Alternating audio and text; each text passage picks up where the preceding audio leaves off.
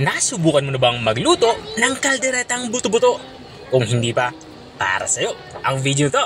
Dahil dito ay magluluto tayo na kalderetang buto-buto. Simulan na natin ating pagluluto. Mayroon nga tayo dito mahigit 2 kilong buto-buto ng baboy. Ang gagawin ko lang dito ay mamarinate muna natin to. Unang inilagay ko nga itong ating toyo. Sinundan ko naman ito ng liquid seasonings. At ilalagay ko na din itong ating calamansi juice. Maglalagay na din ako dito ng black pepper powder para may spicy naman na lasa itong ating imamarinate na ulam. At matapos ko mailagay itong mga pampalasa natin ay haluin lang natin ito na maigi. Para mabilis kumapit yung mga pampalasa natin inilagay dito sa ating lulutuing buto-buto. At itatabi muna natin ito. Pag minamarinate natin yung ating lulutuing buto-buto, magpapainit na ako dito ng mantika.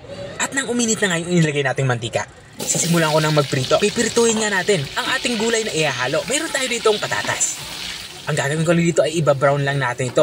At isusunod ko naman itong ating carrots. Katulad din sa patatas, i-brown din natin itong ating inilagay na carrots. At panghuli natin ilalagay itong ating bell pepper. Bali, ang gagawin lang natin dito ay lantahin lang natin ito ng bahagya para hindi ito ma-overcook. Ginagawa nga natin itong pagpiprito na to para maritin yung kulay ng ating mga ihahalong gulay. Makalipas nga ng ilang segundong pagpiprito ay hahanguin ko na nga ito. Kumuha na nga ako dito ng malinis na lagayan at inilipat ko na nga itong ating mga napritong gulay. At this point, magsisimula na nga akong magisa. Maglalagay lang ako dito ng kaunting margarine. Pampabango lang. Matapos nga matunaw itong ating inilagay na margarine, ilalagay na natin itong ating sibuyas. Bali 2 pirasong sibuyas yung aking inilagay dito. Maraming sibuyas, mas masarap. At nang lalanta na yung sibuyas, nilagay ko na din yung ating bawang. Papalabasin natin yung aroma nito. At kapag lumabas na yung aroma ng ating bawang sibuyas, ilalagay na din natin itong ating tomato paste. Ang gagawin natin dito sa tomato paste ay igisa din natin to para mabawasan yung asim nito. Medyo maasim kasi ito dahil concentrated. At kapag ganito na itsura ng ating tomato paste, na natin yung ating na-marinate na buto-buto. Ang ginawa ko pala dito ay inihiwalay ko na itong ating buto-buto sa ating pinagbabarang liquid. Isasangkutsa nga natin to hanggang sa magkulay light brown ito.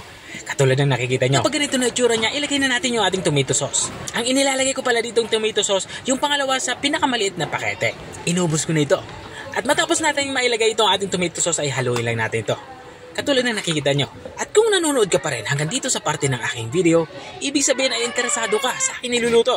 Baka pwede mo naman i-comment kung taga saan ka para alam ko kung hanggang saan umabot ang aking video. Balikan natin itong ating nilulutong ulam.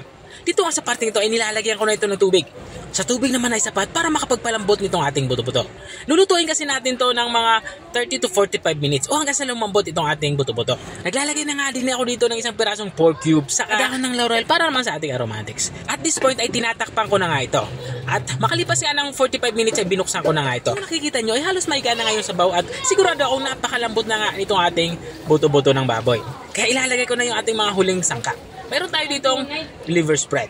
Maglalagay na din ako dito ng sweet pickles relish. Ito yung durog-durog na. At matapos nga natin ito mailagay, haluin lang natin ito para pantay-pantay naman lang lasa ng ating nilulutong ulam. Matapos nga natin ito mahalo ng maigi ay dito naman sa parting ito ay maglalagay ako dito ng asukal. Ang asukal naman ay para naman pambalansi sa lasa ng ating nilulutong ulam. At kapag nailagay na natin yung asukal ay tuloy-tuloy lang tayo sa ating paghahalo. At dahil nga malapit na tayo matapos sa ating pagluluto, dito naman sa parte ito, ilalagay ko na yung ating mga napritong gulay kanina. Para mas maging malasa at masarap yung ating nilulutong ulam, maglalagay tayo dito ng keso o cheese. Ito naman ay optional. Kung wala kayong cheese ay okay lang naman, wag nang lagyan. At dito nga sa parte ito ay tapos na nga tayo sa ating pagluluto. Serve na ito kasama ng mainit-init na kanin at samahan mo na din ng Coke para sa inumin. Ito na nga yung ating kalderetang buto-buto. Kung nakarating ka hanggang dito sa dulo ng aking video, maraming salamat sa panunood. At kung nagustuhan mo naman yung bago nating recipe ibinahagi, baka pwede mo naman ito i-share. O siya, hanggang dito na lang ako. Kita-kita ulit sa mga susunod kong mga videos. Paalam! Bye-bye!